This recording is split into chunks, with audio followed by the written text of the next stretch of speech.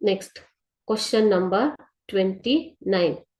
Why did Swami feel relieved at the end?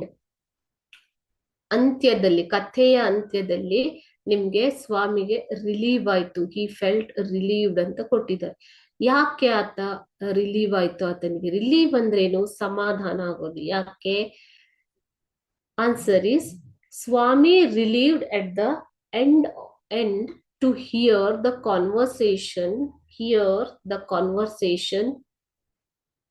This is conversation of his father with his grandmother and mother.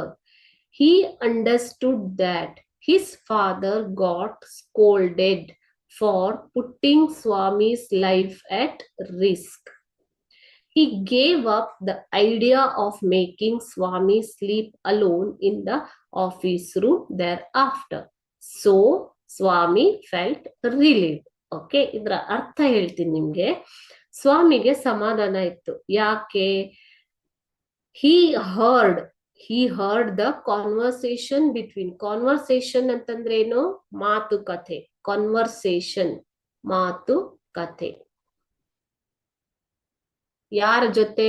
ಅಜ್ಜಿ ಮತ್ತು ತಾಯಿಯ ಜೊತೆ ಮಾತಾಡ್ತಾ ಇದ್ದದನ್ನ ಆತ ಕೇಳಿಸ್ಕೊತಾನೆ.